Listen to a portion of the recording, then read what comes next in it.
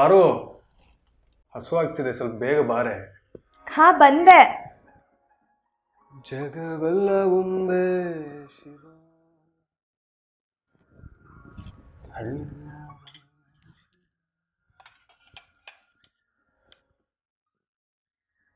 ಪಾರು ಬೇಗ ಬೇಗ ಬಡಿಸಿ, ಹಸುವಾಗಿದೆ.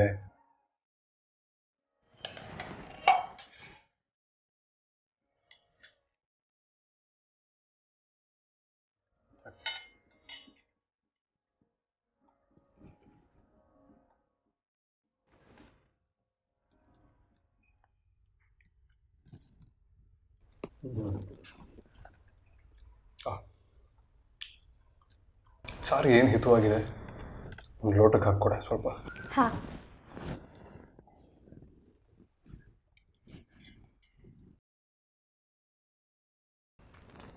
ಬಾ, ನೀನು ಕೂತ್ಕೋ ಜೊತೆಲೆ ಊಟಕ್ಕೆ. ಇರ್ಲಿ, ನಾನು ಆಮೇಲೆ ಊಟ ಮಾಡ್ತೀನಿ. ಬರೋ ಭಾನುವಾರ ನಮ್ಮ ಚಿಕ್ಕಪ್ಪನ ಮಗಳು ಶಾಂತನ ಮದುವೆ, ನೆನಪಿದೆ ಅಲ್ವಾ? ಗೊತ್ತಿದೆ, ಕ್ಯಾಲೆಂಡರ್ ನೋಡು, ಗುರ್ತಾಕಿಟ್ಟಿದ್ದೀನಿ. ನಂಗೆ ಅದೇನೋ ತಿಳಿಯಲ್ಲ. ನಾವಿಬ್ಬರು ಶನಿವಾರನೇ ರೈಲಿಗೆ ಹೊರಟ್ಬಿಡೋಣವಾ? ಪರು, ನನಗೆ ಆಫೀಸಲ್ಲಿ ಇನ್ಸ್ಪೆಕ್ಷನಿಗೆ ಬರ್ತಾರೆ ಅನಿಸುತ್ತೆ. ನನಗೆ ಬರೋದಕ್ಕಾಗದೇ ಇರ್ಬೋದು. ಒಂದು ಕೆಲಸ ಮಾಡು, ನಿನ್ನನ್ನು ಶುಕ್ರವಾರನೇ ರೈಲಿಗೆ ಹತ್ತಿಸ್ಬಿಡ್ತೀನಿ. ಅಲ್ಲಿ ಅಣ್ಣನ ಪತ್ರ ಬರೀತೀನಿ, ಬಂದು ಸ್ಟೇಷನಲ್ಲಿ ಇಳಿಸ್ಕೊಡಿ ಅಂತ. ಅವ್ರು ಇಳಿಸ್ಕೋತಾರೆ. ಪರವಾಗಿಲ್ಲ, ನಾನು ಹೋಗಲ್ಲ ಬಿಡಿ. ಯಾಕೆ? ಹೊಸದಾಗಿ ಮದುವೆ ಆಗಿದ್ದೀವಿ. ಅಪ್ಪ ಅಮ್ಮ, ಚಿಕ್ಕಪ್ಪ ಚಿಕ್ಕಮ್ಮ ಎಲ್ಲರೂ ನಮ್ಮನ್ನು ಎದುರು ನೋಡ್ತಾ ಇರ್ತಾರೆ. ನೀವು ಬರದೇ ಹೋದರೆ ಅದೇನು ಚೆನ್ನಾಗಿರುತ್ತೆ ಹೇಳಿ? ಪರು, ಹಂಗೆ ಮಾಡಬೇಡ. ನಿಮ್ಮ ಮನೆಯವರೆಲ್ಲ ಬಂದಿರ್ತಾರೆ, ಖುಷಿಯಾಗಿದ್ದು ಬಾ. ಅದು ನೀನು ಅಮ್ಮನ ಮನೆಗೆ ಹೋಗೋದೇ ಅಪರೂಪಕ್ಕೆ. ನೀವಿಲ್ಲದೆ ಇರೋ ಕ್ಷಣಗಳು ನನಗೂ ಬೇಡ ಬಿಡಿ, ನಾನು ಹೋಗಲ್ಲ. ಆಯ್ತಮ್ಮ ಪಾರ್ವತಿ, ನಾನು ಹೆಂಗಾದರೂ ರಜೆ ಹಾಕಿ ನಿನ್ನ ಜೊತೆಗೆ ಬರ್ತೀನಿ, ಸರಿನಾ? ಸರಿ. ಇನ್ನೊಂದ್ಸರಿ ಬಡಿಸ್ಲಾ? ನಿನಗೆ ಇಟ್ಕೊಂಡಿದೀಯ ತಾನೆ? ಹಾಂ.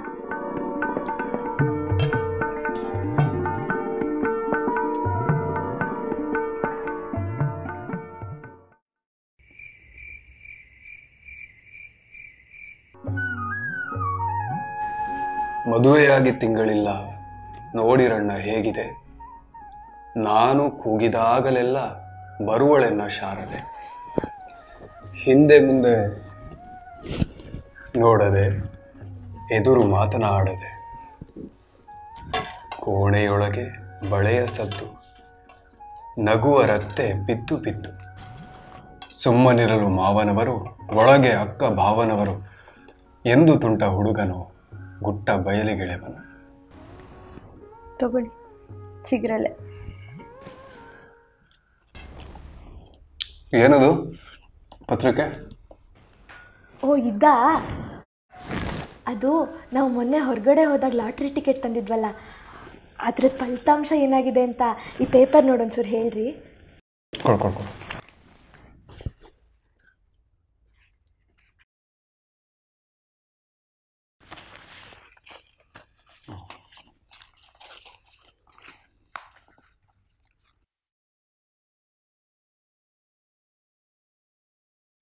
ಸೊನ್ನೆ 7 6 4 5 8 0 7 6 4 5 8. ಪಾರು. ಹಾ ಪಾರು, ಏನಾಯ್ತು? ಲಾಟ್ರಿ ಬಂದಿದೆ ಕಡೆ ನಮಗೆ. ಹಾ ನಿಜನಾ? ಎಷ್ಟು ದುಡ್ಡು? 50,000. 50,000ನಾ? ನಾನು ಕನಸಲ್ಲೂ ಅಷ್ಟೊಂದು ದುಡ್ಡು ಕಂಡಿರ್ಲಿಲ್ವಲ್ರಿ. ಎಲ್ಲಿ ಸಿಗುತ್ತೆ ಎಷ್ಟೊಂದು ದುಡ್ಡು? ಬನ್ನಿ ಹೋಗಿ ಬರೋಣ. ಅಯ್ಯೋ ರಾಮ, ಸಮಯ ಎಷ್ಟಾಗಿದೆ ನೋಡು, 9 ಗಂಟೆ. ಈಗ ಯಾವ ಕಚೇರಿ ತೆಗ್ದಿರುತ್ತೆ? ನಾಳೆ ಬೆಳಿಗ್ಗೆ ಹೋಗಿ ತಗೊಂಬರೋಣ. ಸರಿ. ಹೌದು, ನೀನು ದುಡ್ಡಲ್ಲಿ ಏನು ಮಾಡೋಣ ಅಂತಿದೀಯಾ?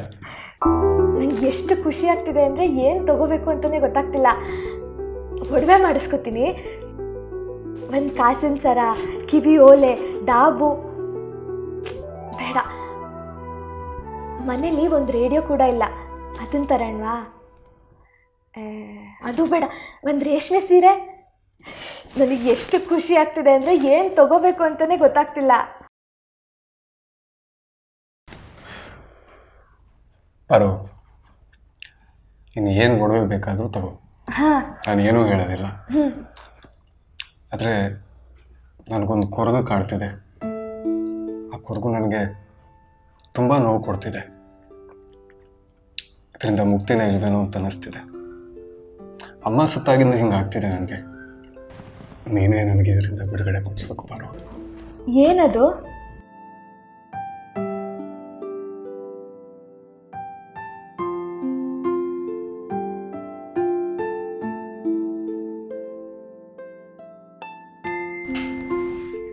ಅಮ್ಮ ಹೋಗಿ 2 ತಿಂಗಳಾಯಿತು. ಆದರೂ ನನ್ನ ಮನಸ್ಸಲ್ಲಿ ಒಂದು ಕೊರಗು ಕೂತ್ಬಿಟ್ಟಿದೆ. ನಾವು ಈ ಊರಿಗೆ ಬರುವಾಗ ಅಮ್ಮ ತಮ್ಮ ಓಲೆ ಕೊಟ್ಟಿದ್ರಲ್ಲ, ಹೌದು.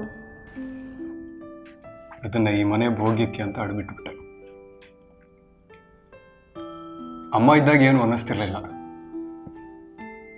ಅದ್ರೀಗ ಅವ್ರು ಹೋದ್ಮೇಲೆ ಆ ಓಲೆ ನೆನಪಿಗೆ ಬರ್ತಾನೆ ಇದೆ. ನೀನೀಗ ಬರೋ ದುಡ್ಡಲ್ಲಿ ಸ್ವಲ್ಪ ನನಗೆ ಕೊಟ್ಟರೆ ಅದನ್ನು ಬಿಡಿಸ್ಕೊಂಬಂದ್ಬಿಡ್ತೀನಿ.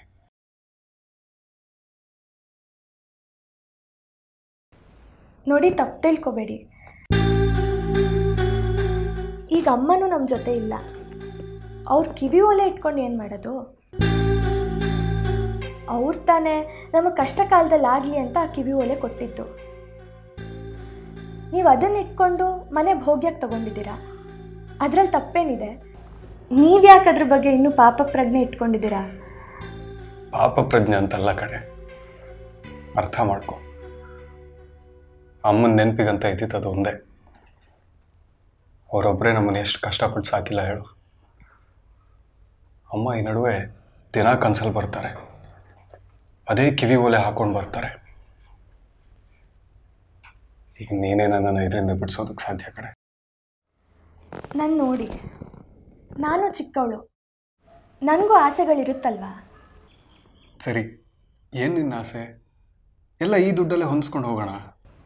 ಇಲ್ಲ, ನನಗಿರೋ ಆಸೆಗೆ ಅಷ್ಟು 50,000 ಬೇಕು. ಏನದು ನಿನ್ನ ಆಸೆ? ನೋಡಿ, ಪಕ್ಕದ ಮನೆಯವ್ರು ಹೇಳ್ತಿದ್ರು 50,000 ಕೊಟ್ಟರೆ ಇಡೀ ಭಾರತ ಸುತ್ತಿಸ್ತಾರಂತೆ. ಬಸ್ಸು, ಟ್ರೈನು, ಟಿಕೆಟು ಎಲ್ಲ ಅವರೇ ಕೊಟ್ಟು, ಊಟ ತಿಂಡಿನೂ ಕೊಟ್ಟು, ಫೋಟೋ ಕೂಡ ತೆಕ್ಕೊಡ್ತಾರಂತೆ. ಅದು ಯಾವುದೋ ಊರಲ್ಲಿ ಹಡಗಲ್ಲಿ ಬೇರೆ ಕರ್ಕೊಂಡೋಗ್ತಾರಂತೆ. ನನಗೆ 50,000ದಲ್ಲಿ ಹಂಗೆ ಭಾರತ ಸುತ್ತಬೇಕು ಅಂತ ಆಸೆ ಇದೆ. ಏನು? ಬರೋ ದುಡ್ಡೆಲ್ಲ ಹೊರಗೆ ಸುತ್ತಾಡೋಕೆ ಹಾಕೋದ? ಇದೇನಾ ನಿನ್ನ ಆಸೆ? ಹೌದು.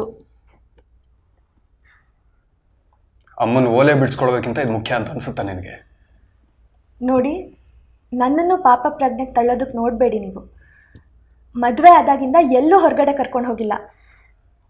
ಕಾರಣ ನನಗೆ ಗೊತ್ತು, ನಿಮಗೆ ಬರೋ ಸಂಬಳ ಕಡಿಮೆ. ಅದಕ್ಕೆ ನಿಮ್ಮನ್ನು ಹೆಚ್ಚಿಗೆ ಏನೂ ಕೇಳದೆ ನಾನೇ ಮನೇಲಿ ಕೆಲಸ ಮಾಡ್ಕೊಂಡಿರ್ತೀನಿ. ಹೆಚ್ಚಿಗೆ ಮಾತು ಕೂಡ ಆಡಲ್ಲ. ಆಯಿತು, ನನಗಷ್ಟು ದುಡಿಯೋ ಯೋಗ್ಯತೆ ಇಲ್ಲ ನಿಜ. ಆದರೆ ನಿನ್ನನ್ನು ಯಾವತ್ತೂ ಉಪವಾಸ ಮಲಗಿಸಿಲ್ಲ ನಾನು. ಉಪವಾಸ ಇಲ್ಲದೆ ಮಲಗೋದೊಂದೇ ಸುಖ ಜೀವನ ಅಲ್ಲ. ಜೀವನದಲ್ಲಿ ನೆಮ್ಮದಿನೂ ಇರಬೇಕಲ್ವಾ?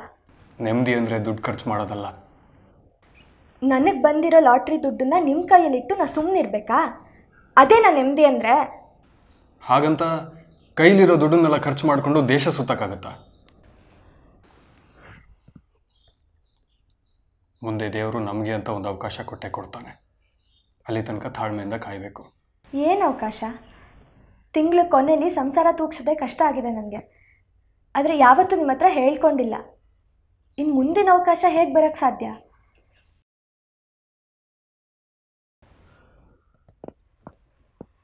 ನೋಡಿ, ನಾನು ಭಾರತ್ ಯಾತ್ರೆಗೆ ಹೋಗ್ತಾ ಇದ್ದೀನಿ. ನೀವು ನನ್ನ ಜೊತೆ ಬರ್ತಿದ್ದೀರಾ ಅಷ್ಟೆ. ಬರಲಿಲ್ಲ ಅಂದರೆ? ಬರಲಿಲ್ಲ ಅಂದರೆ ನಾನೊಬ್ಬಳೇ ಹೋಗಿ ಬರ್ತೀನಿ. ಅದು ನನ್ನ ದುಡ್ಡು. ನೀವಿಲ್ಲದೆ ಇರೋ ಕ್ಷಣಗಳು ನನಗೂ ಬೇಡ ಬಿಡಿ, ನಾನು ಹೋಗಲ್ಲ. ಪಾರು, ನೀನು ಯಾವತ್ತೂ ಇದು ನನ್ನ ದುಡ್ಡು ನಿನ್ನ ದುಡ್ಡು ಅಂತ ಹೇಳ್ದವಳೆ ಅಲ್ಲ. ಹೌದು, ನಾ ಕೆಟ್ಟವಳು.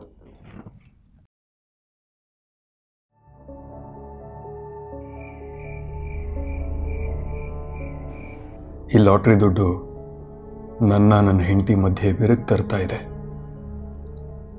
ಒಂದು ದಿನಾನು ನನ್ನ ಬಿಟ್ಟಿರದ ಹೆಂಡತಿ, ಕಷ್ಟಗಳನ್ನ ಹೇಳ್ಕೊಂಡು ಕೋಪ ಮಾಡಿಕೊಳ್ಳದ ಹೆಂಡತಿ, ಹಸನ್ಮುಖಿಯಾಗಿದ್ದ ಹೆಂಡತಿ ಈಗ ನನ್ನೇ ದ್ವೇಷ ಮಾಡೋ ಮಟ್ಟಿಗೆ ತಲುಪಿದ್ದಾಳೆ.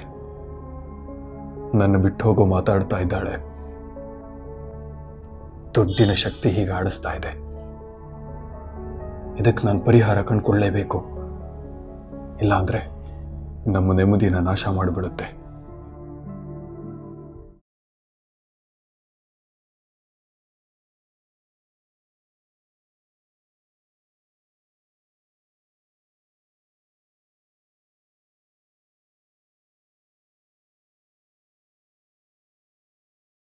ಪಾರು, ಪಾರು, ಆ ಪತ್ರಿಕೆ ಮತ್ತೆ ಲಾಟ್ರಿ ಟಿಕೆಟ್ ತಗೊಂಬಾ. ಹಾಂ, ಬಂದೆ.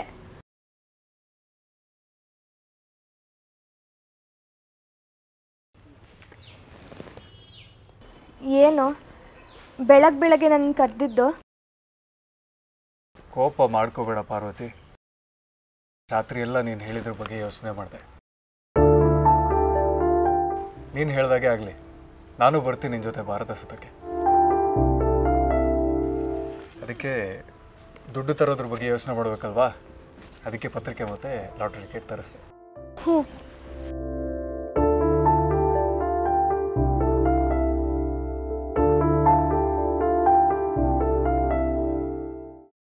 07645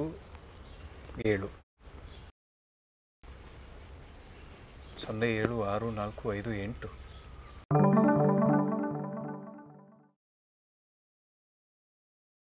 ಪಾರು, ನಿನ್ನೆ ಯಾವುದಕ್ಕೆ ಬಂದಿತ್ತು ಅಂತ ಹೇಳಿದ್ದೆ?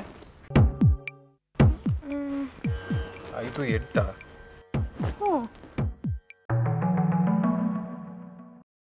ಏನಾಯ್ತು?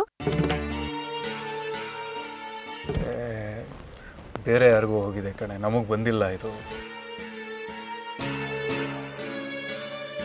ತಪ್ಪಾಗಿ ಹೇಳ್ಬಿಟ್ಟು. ನೀವು ಸುಳ್ಳು ಹೇಳ್ತಿಲ್ಲ ತಾನೆ? ಬೇಕಿದ್ರೆ ನೀನೇ ನೋಡು. ನನಗೆ ಸುಳ್ಳು ಹೇಳಿ? ನನಗೆಲ್ಲಿ ಓದಕ್ಕೆ ಬರುತ್ತೆ, ನಾ ಎಲ್ಲಿ ನೋಡಲಿ? ಓದಕ್ಕೆ ಬಂದಿರಿದ್ರೆ ನಾನೇ ಓದ್ತಿದ್ದೆ. ಅಮ್ಮನ ಮೇಲೆ ಆಣೆ ಹಾಕಿ.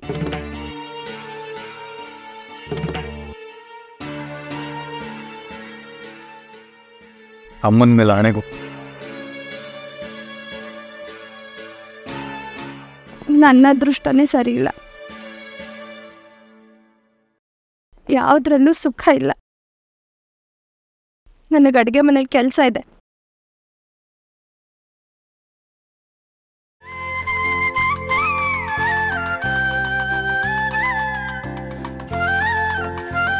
ಸುಳ್ಳು ಹೇಳಿದ್ದಕ್ಕೆ ಕ್ಷಮಿಸಪ್ಪ ದೇವ್ರೆ.